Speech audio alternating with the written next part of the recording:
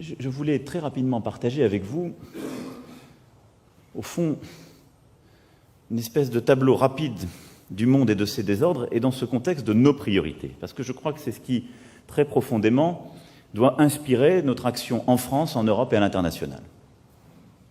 Nous le vivons tous ensemble, ce monde. Et vous le connaissez mieux que moi, mais l'ordre international est bousculé de manière inédite.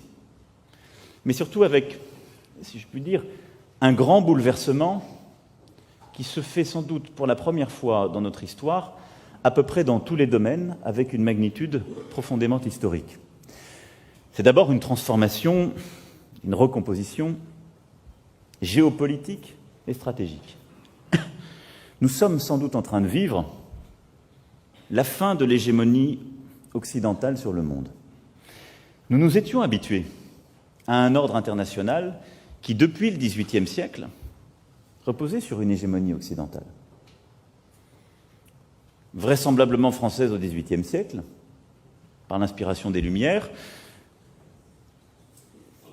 sans doute britannique au XIXe grâce à la révolution industrielle, et raisonnablement américain au XXe, grâce aux deux grands conflits et à la domination économique et politique de cette puissance.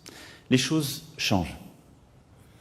Et elles sont profondément bousculées par les erreurs des Occidentaux,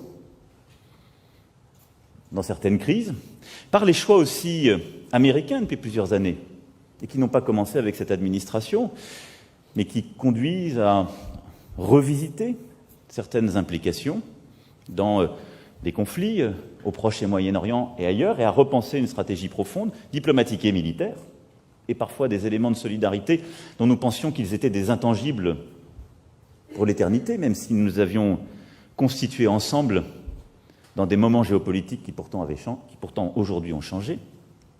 Et puis, c'est aussi l'émergence de nouvelles puissances dont nous avons sans doute longtemps sous-estimé l'impact. La Chine au premier rang, mais également la stratégie russe, menée, il faut bien le dire, depuis quelques années avec plus de succès. J'y reviendrai. L'Inde qui émerge, ces nouvelles économies qui deviennent aussi des puissances pas seulement économiques mais politiques et qui se pensent, comme certains ont pu l'écrire, comme de véritables États-civilisations et qui viennent non seulement bousculer notre ordre international, qui viennent peser dans l'ordre économique, mais qui viennent aussi repenser l'ordre politique et l'imaginaire politique qui va avec beaucoup de force et beaucoup plus d'inspiration que nous n'en avons. Regardons l'Inde, la Russie, la Chine. Elles ont une inspiration politique beaucoup plus forte que les Européens aujourd'hui. Elles pensent le monde avec une vraie logique, une vraie philosophie, un imaginaire que nous avons un peu perdu. Et donc tout ça vient nous bousculer très profondément, vient rebattre les cartes. Je ne parle pas évidemment de l'émergence africaine, chaque jour confirmée, et qui se traduit aussi là par une recomposition profonde, et j'y reviendrai aussi. Cette stratégie de la prudence, ou de la poursuite des habitudes, parce qu'on peut d'ailleurs suivre cette voie sans considérer qu'on est prudent, si on continue à faire comme avant, pour le dire autrement, qu'on soit d'ailleurs une entreprise, un diplomate, un ministre, un président de la République, un militaire, tous ici dans cette salle, si on continue à faire comme avant, alors nous perdrons définitivement le contrôle. Et alors ce sera l'effacement. Je peux vous le dire avec certitude. Nous savons que les civilisations disparaissent, les pays aussi. L'Europe disparaîtra. L'Europe disparaîtra avec l'effacement de ce moment occidental, et le monde sera structuré autour de deux grands pôles, les États-Unis d'Amérique et la Chine. Et nous aurons le choix entre des dominations, nous pourrons faire semblant de l'oublier, on peut le faire très bien, on l'a déjà très longtemps fait sur beaucoup de sujets. On expliquera que nous sommes souverains, on se battra pour maintenir les emplois dans notre pays en faisant des compromis bancals avec des groupes sur lesquels nous ne pouvons plus rien. On essaiera d'avoir des politiques environnementales dans notre pays ou sur notre continent, mais ce sera déjà trop tard puisque nous n'en aurons plus la maîtrise. Et les choses fileront. C'est la ligne de plus grande pente. C'est la ligne de plus grande pente. Il y a une autre stratégie, celle de l'adaptation. consiste à dire il faut, au fond, courir plus vite face à ce monde qui bouge. Donc on va essayer de faire quelque chose sur l'écologie vaguement, mais on doit s'adapter à cet ordre qui va plus vite, faire des réformes pour rattraper les autres simplement, en essayant de ne pas vraiment changer, de ne pas vraiment peser. C'est un scénario intermédiaire qui, assez rapidement à mes yeux, nous conduira au même résultat. Je pense même qu'il nous conduira au même résultat avec pour conséquence une réaction profonde, un rejet de notre population, parce que nous ne sommes pas un pays qui aime s'adapter. Nous avons parfois même le défaut de vouloir changer le monde pour ne pas nous adapter, et nous n'aimons pas nous adapter. Je crois que la vocation de la France est ce qui correspond à la nécessité du temps présent. C'est d'essayer de peser dans cet ordre du monde avec les cartes qui sont les nôtres pour ne pas céder à quelque fatalité que ce soit, mais tenter de bâtir un ordre nouveau, dans lequel non seulement nous aurions notre place, mais nos valeurs, nos intérêts, au fond, pourraient l'avoir. Et donc, je ne crois qu'à une chose, c'est la stratégie de l'audace, de la prise de risque. Ce qui veut dire que tout ce que nous sommes en train de faire et tout ce que nous ferons ne réussira peut-être pas. Et il y aura beaucoup de commentateurs pour dire que ça ne réussit pas à certains moments. Ceci n'est pas grave. Ce qui est aujourd'hui mortel, c'est de ne pas essayer, compte tenu de tout ce que je viens de dire.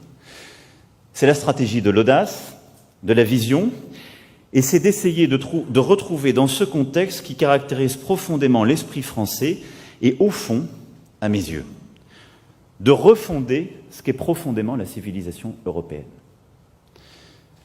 Je crois que c'est ça ce qui doit être notre objectif, dans notre pays, dans notre stratégie européenne et au niveau international.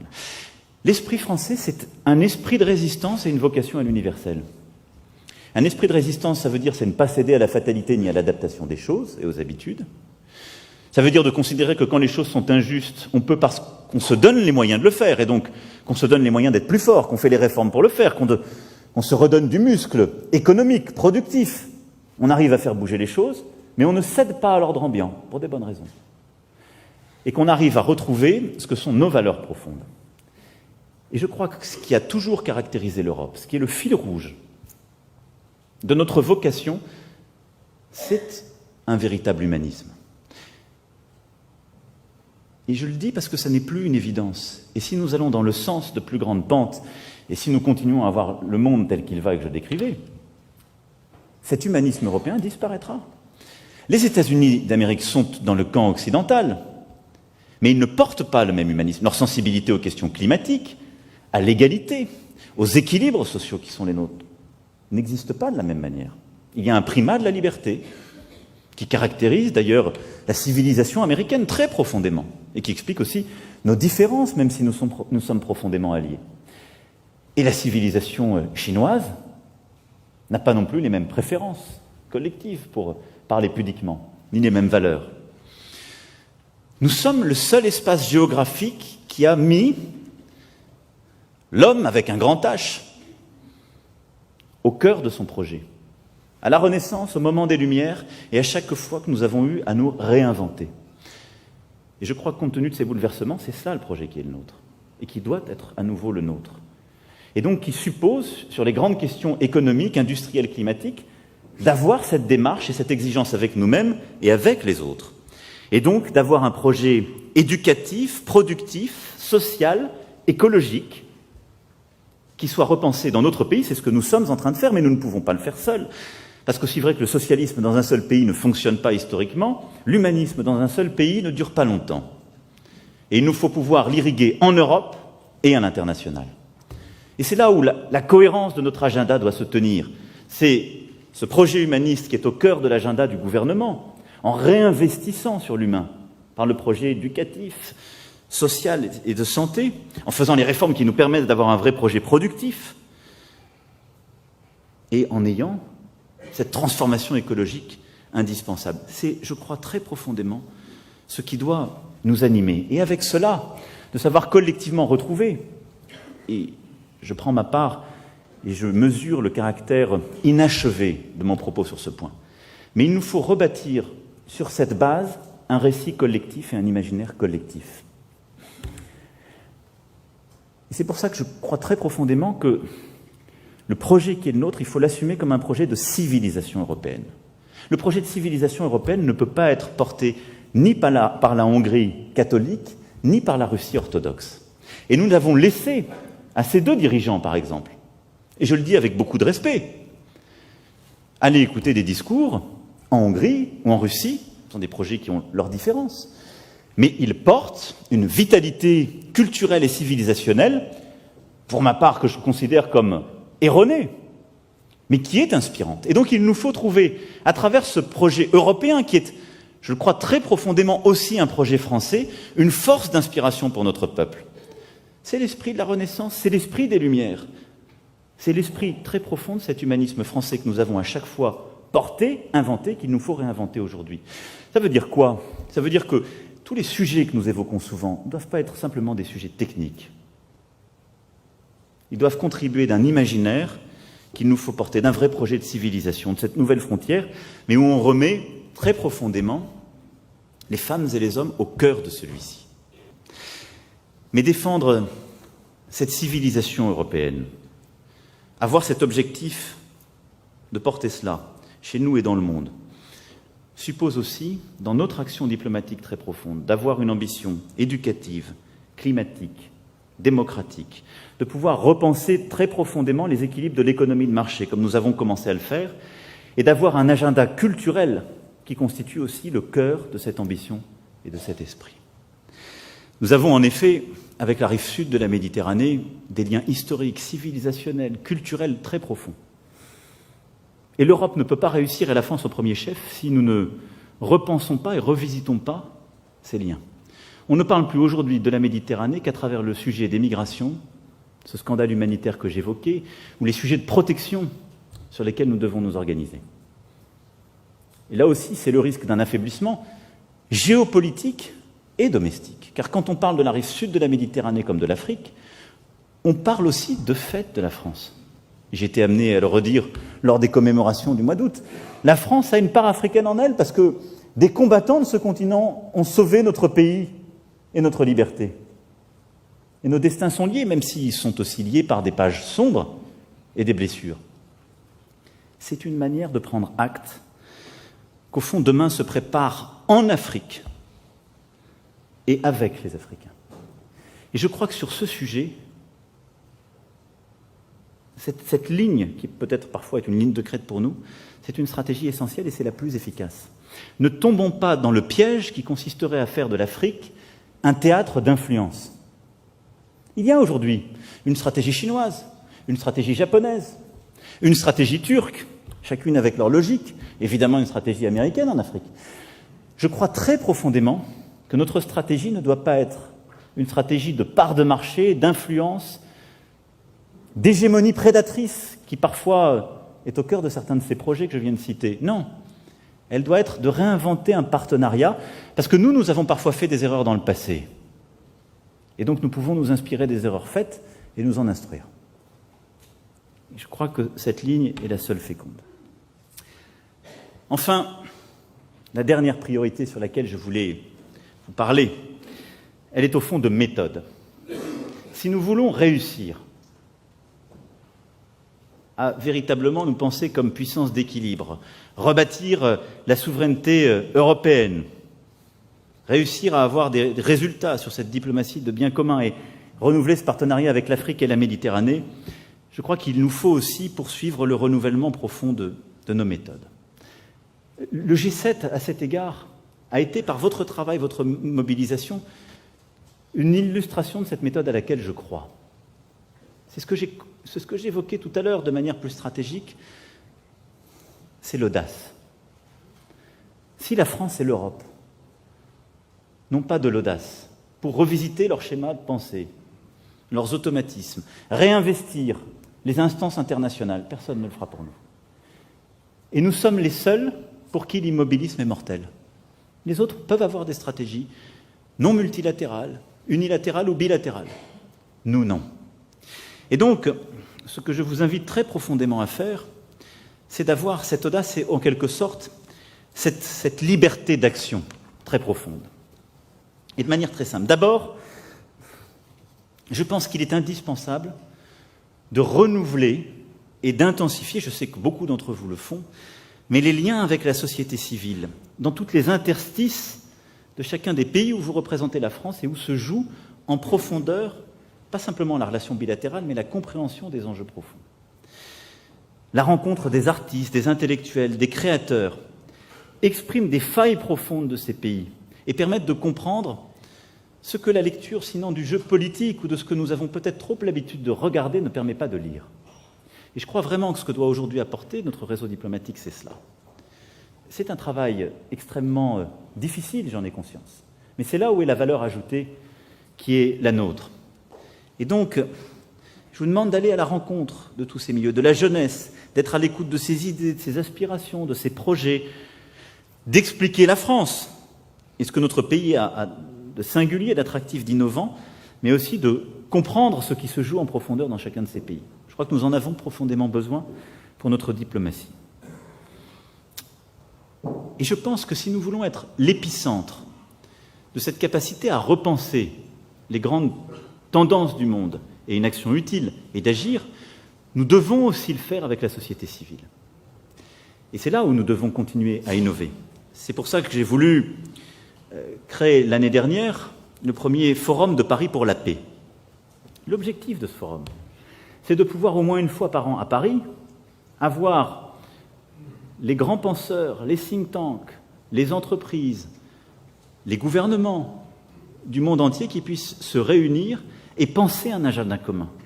Mais ce travail avec la société civile, avec les intellectuels, les mondes académiques du monde entier est essentiel si nous voulons rebâtir nous-mêmes, penser de manière juste les grands enjeux que j'évoquais, mais si nous voulons aussi avoir une action utile et les bons relais pour ce faire. Si nous avons pu faire avancer l'agenda de la protection de l'information dans Internet lors de ce G7, c'est parce qu'il y a eu un travail très étroit avec Reporters sans frontières, qu'ils ont lancé cette initiative lors du Forum de Paris pour la paix l'année dernière, et que nous avons poursuivi l'action. Et donc, on sème ainsi des graines, on a des idées que nous n'aurions pas nous-mêmes, et on tire les fils. Et on a ensuite des partenaires de notre propre diplomatie. Et je crois que ce travail avec la société civile ne doit pas simplement être une case à cocher. C'est comment on reconstruit la compréhension profonde d'un pays, la compréhension intime de la France dans ces pays, mais aussi une action utile pour nous-mêmes et sur le plan international. Parce que construire avec les sociétés civiles de chacun de ces pays, c'est aussi se donner la garantie qu'il y aura comme un écho de notre action dans ces pays. C'est pourquoi, lorsqu'on parle de l'Amazonie, nous allons continuer de travailler avec les peuples autochtones, avec les régions, avec les organisations non gouvernementales, parce qu'elles exerceront aussi une pression sur des gouvernements, y compris quand ils sont tentés par l'obscurantisme. Et ce travail, c'est l'efficacité de notre diplomatie. Mais au-delà de ça, ce que je vous demande, c'est au fond de multiplier les audaces intellectuelles et la ténacité opérationnelle. Ne pensez plus dans les cadres. Je vous ai donné quelques convictions que j'avais. J'attends de vous de les partager et d'agir efficacement pour les construire. Mais je crois qu'au-delà de ça, vous devez être force de proposition. Vous devez aider, évidemment, les directions à Paris, le ministre, le gouvernement, moi-même, aussi à repenser ces équilibres qui sont en mouvement. La diplomatie contemporaine est une diplomatie de mouvement. Et parfois, nous sommes restés dans des guerres de tranchées qui nous empêchent. Soyez force de proposition. Ayez cette audace, proposée. À chaque fois. Et ayez aussi cette efficacité opérationnelle qui construit notre crédibilité pour bâtir et faire advenir les initiatives qui sont partout prises et avec soin, aussi bien sur le plan bilatéral que multilatéral, obtenir des résultats. Et ça, je pense que c'est un élément profondément utile. Cette diplomatie de l'audace du mouvement est essentielle si nous voulons rebâtir. Je le disais, nous avons pris des engagements pour essayer de convaincre les Américains que régler les problèmes du commerce international, ça n'était pas simplement avoir des guerres commerciales. Mais ceci ne fonctionne que si nous arrivons nous-mêmes à réformer l'Organisation mondiale du commerce. Au fond, ce que je vous demande, c'est de ne plus être des experts, mais d'être à la fois des connaisseurs et amis des peuples où vous êtes, et des inventeurs d'une diplomatie à rénover. Dans le monde qui advient, on a toujours besoin d'experts techniques. Mais si on a des experts partout, on ne pense que le monde ancien. Parce que par définition, les experts ne sont experts que de ce qui existe déjà. Et donc, j'ai besoin d'experts sur certains sujets, de connaisseurs intimes, et je dis d'amis, parce que je pense que c'est ça qu'il faut, et d'entrepreneurs, d'innovateurs diplomatiques. Et je pense que ce n'est pas simplement une lubie, c'est ce dont nous avons profondément besoin. Et enfin, et le ministre aura à s'exprimer devant vous sur ce point, je sais que le Premier ministre y reviendra, beaucoup de changements aussi ont été faits, qui ont bousculé vos vies, mais au fond, nous sommes efficaces quand nous faisons quoi? Et je crois que c'est la vocation profonde de notre diplomatie. Lorsque tout le clavier de l'État français travaille ensemble dans une même fin. C'est des tas de sujets organisationnels, il ne m'appartient pas d'y entrer. Je sais bien qu'il y a eu beaucoup de sujets pour savoir si les services économiques devaient être dans le Quai d'Orsay, en dehors du Quai d'Orsay, la diplomatie climatique, ceci ou cela. J'ai conscience des implications organisationnelles, parfois budgétaires, que cela emporte. Mais je pense que ce qui est clé, c'est que nous devons être efficaces. Et donc, si on veut être efficace, on doit partout avoir une France qui parle d'une seule voix et qui sait être à l'excellence sur chacun de ces sujets. Et donc, on doit s'en donner les moyens et jouer collectif. Et comme je le disais tout à l'heure, il nous faut avoir des assembliers qui portent la stratégie et qui soient accompagnés de bons spécialistes qui peuvent avoir l'efficacité. Si l'assemblier ne comprend pas le dossier, il est inutile. Si le spécialiste n'a pas la stratégie d'ensemble, il peut être dangereux. Comme nous avons tous envie d'avoir une stratégie cohérente, plutôt efficace, je pense que cette amélioration organisationnelle est indispensable si nous voulons peser sur l'agenda numérique, sur l'agenda cyber, sur l'agenda spatial, sur l'agenda des grands standards technologiques et industriels, qui est aussi au cœur de la diplomatie de demain. Et donc, là-dessus, je souhaite qu'on puisse véritablement aussi innover. Je pense que, quand je regarde comment beaucoup d'autres font, nous devons avoir des organisations qui, dans le temps, nous permettent de bien comprendre les peuples, les pays, les transitions régionales, mais il faut sans doute avoir une vraie mobilité organisationnelle parce que lorsqu'il y a des priorités, il y a des équipes projets qui soient constituées et qui puissent mettre toute leur énergie sur le projet qui arrive et qui parfois nous conduit à revisiter des priorités. N'ayons pas une armée faite pour une guerre de tranchées quand la guerre actuelle est une guerre de mouvement. Et donc ça nous impose aussi de revisiter parfois nos automatismes. Et ça ne vaut pas d'ailleurs que pour la diplomatie, ça vaut pour tout l'État. Je suis frappé comme vous de voir combien, sur le plan de nos organisations, ce qui est parfois une réalité budgétaire l'est pour nous. 95% ce sont des services votés. 95% souvent des priorités, ce sont les vies au quotidien. Et donc les nouvelles priorités, c'est 5% du temps alloué. Ça ne peut pas marcher. Donc il faut qu'on soit plus mobile. Mais je souhaite que cette diplomatie forte soit au service de la finalité stratégique que je viens d'évoquer. Celle, dans un monde en basculement profond, de retrouver au fond le contrôle de notre destin, de redonner à notre peuple une part de la maîtrise que nous lui devons et de réinsuffler ce projet de civilisation européenne que nous avons apporté sur le plan politique, sur le plan stratégique, sur le plan culturel et sur le plan imaginaire. Notre diplomatie a un rôle essentiel à jouer en cette matière. Et ce nouvel humanisme auquel je crois que nous avons à bâtir et qui doit être au cœur de la stratégie du gouvernement doit aussi être au cœur de notre diplomatie. Et donc je compte sur vous pour cela chaque jour.